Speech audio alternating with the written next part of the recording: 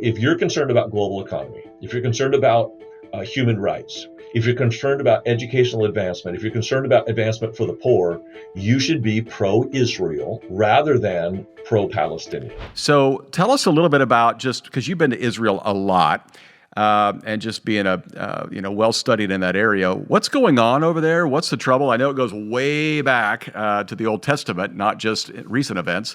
Yeah, to do the broadest possible survey, you have to go back to Abraham and Sarah. God made a promise that you're going to have a child. He was 90 at the time and they were childless. So she was probably 86 or so and childless.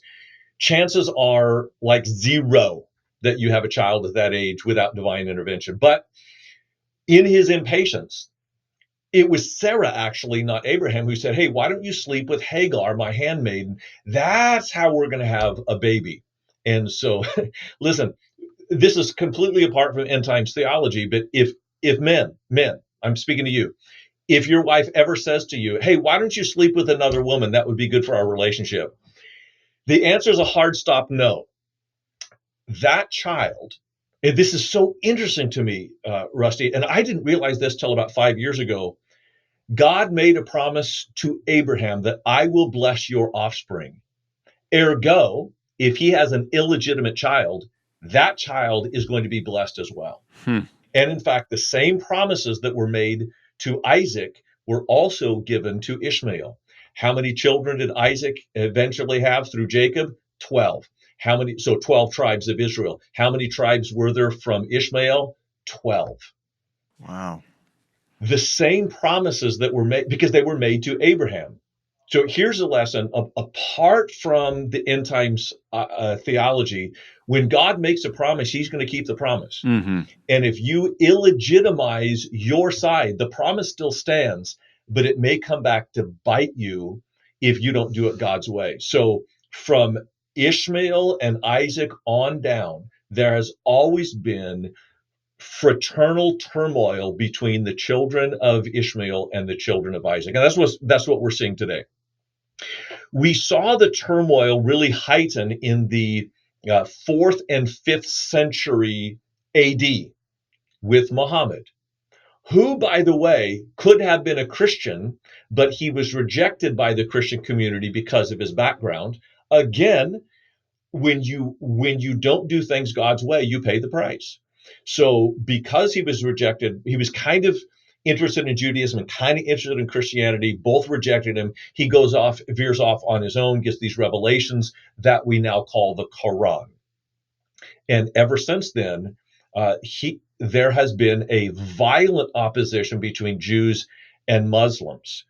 And what's fascinating, Rusty, is if you look at the history of Islam, they are credited with many scientific discoveries, artistic discoveries, calligraphy, artistic calligraphy. Virtually all of those advances through Islam in the Middle Ages were actually by slaves of Islam who were Christians and Jews. Hmm. Who continued to contribute to cultural advancement. Now, that's not a knock against Islam, of course. It's just as a point of historical fact. There's always been an interweaving between these three strands of religion, all going back to Abraham. All of them are religions of the book. And in fact, there is no other religion of the book outside of Mormonism from Judaism, Islam, and Christianity. Hmm. Because of that, all three of those major religions are going to go back to the ancient texts of their tradition to see a lineage. The Jewish texts go back to really 1,000 years BC is when you first start getting the text written. Christianity, the end of the 1st century. Islam, the end of the 5th century, when those texts were gathered. Fast forward then through the Middle Ages, you've got the Crusades, where Christians are trying to recapture the Holy Land. And I want to put this in perspective for our listeners. I get this might be TMI, but the darkest days of Christianity were the 200 years of Crusades. I think there were 7 major Crusades. There were approximately 2 million people died on both sides of the battlefield in 200 years. Hmm. When those opposed to the church accuse the church of being, look at the Crusades and look at how bad they are. 2 million in 200 years. Look at what happens in the last century when Christianity is removed from government, from Nazi Germany, from atheistic Russia, and Buddhist China. There were approximately 100 million killed by those three regimes in a period of 20 years. So death tolls rise when God, even the God of Islam, you take the God of Islam, Allah, out, death tolls will rise under godless regimes. Wow. Sidebar over. I'm going to pause and take a breath and see if you have any follow-up questions before we get into 1948. Fascinating. And I did not know about the 12 tribes of Ishmael. That's really, really interesting. Is this a good time to talk about the Temple Mount and this little square area of Jerusalem that everybody's fighting over, which is really Mount Moriah, Abraham, Yeah. all of that? You want to trace that now, or is that better for later on? Yeah, no, let's trace it now because when the Jews were kicked out of Jerusalem in really two series of rebellions. If you look at the life of Jesus, 0 BC, he's born actually about 4 BC. It was 63 BC when the Romans, get this, were invited in to settle the Jewish squabbling between two brothers who couldn't get along. And so when the Romans came in, the Jews say, oh, the Romans oppressed us. Actually, you invited them in because of a civil war within the city. When Pompey marched into Jerusalem, according to the text of Josephus, he came into the temple, violating the temple, went into the Holy of Holies, and found it empty. No Ark of the Covenant. No, like it was empty. So we don't know when that happened, probably during the Babylonian Crusades in 586 BC. Nonetheless, Rome comes in 63 BC. The, the Jews rebelled against Rome in 66 AD. So about 120 years. So Rome comes in and crushes them. And it took about 3.5 years to crush them. When they did, a couple of things happened. Well, multiple things happened.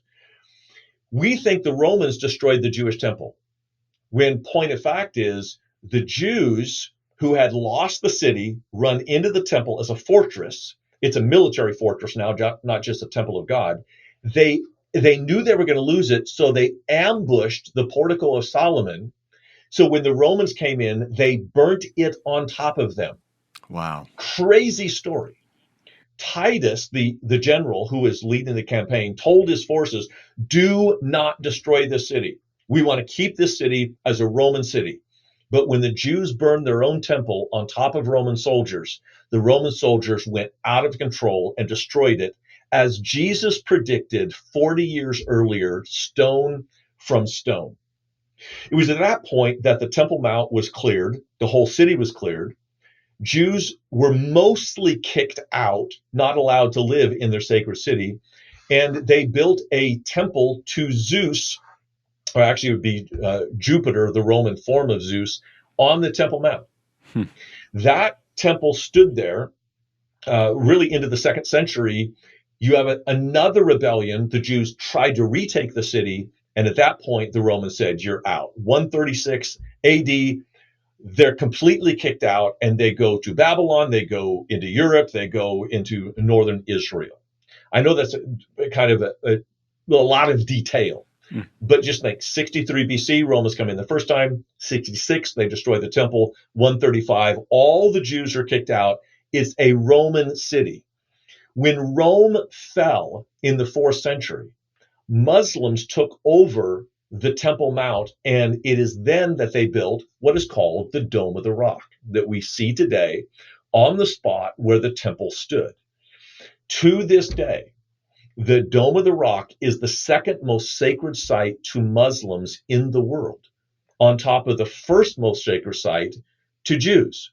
So fast forward now into post World War II, when the Germans were defeated, and because of the 6 million Jews that died in the Holocaust, the world turned its attention to the Jews and said they need to go back to their homeland.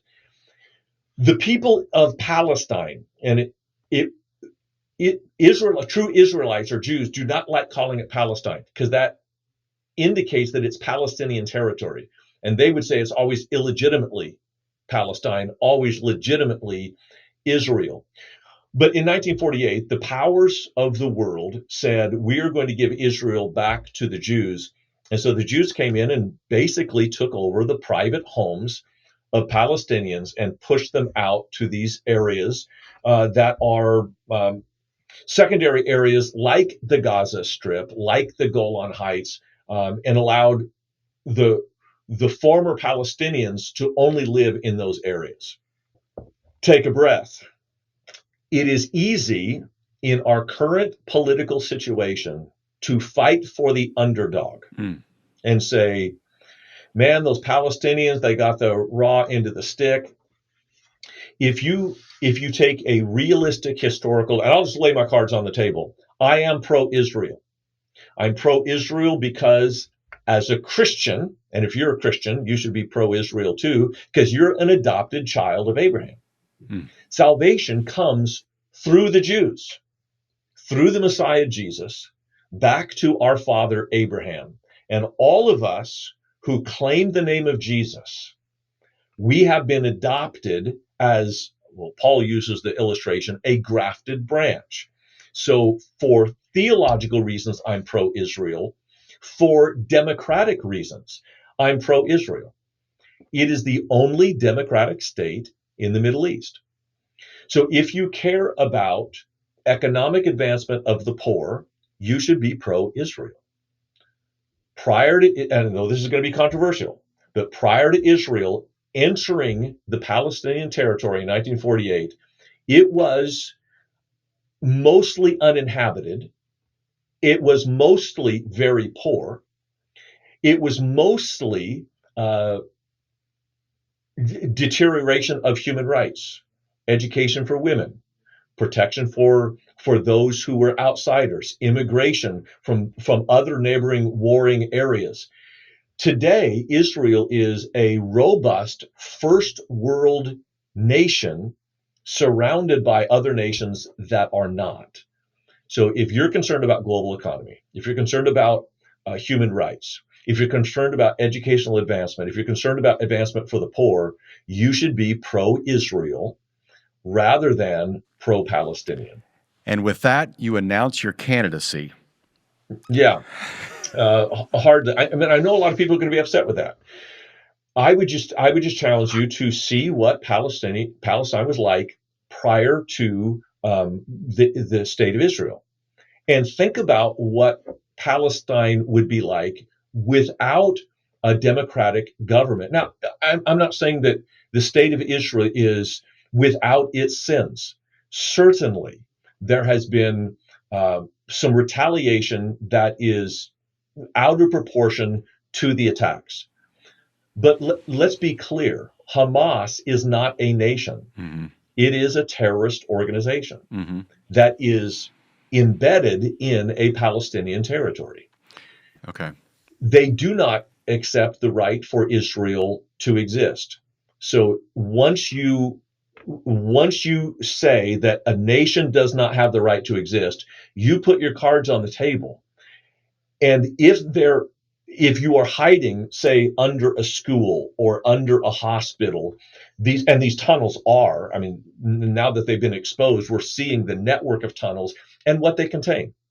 It is a lot of weaponry that is funded primarily from other governments that are anti-Israeli. So this is not the war right now in Israel, from a political standpoint, is not a war between Israel and Palestine. It is a war between Israel and a terrorist organization that's funded by other nations that want to obliterate Israel from the face of the earth.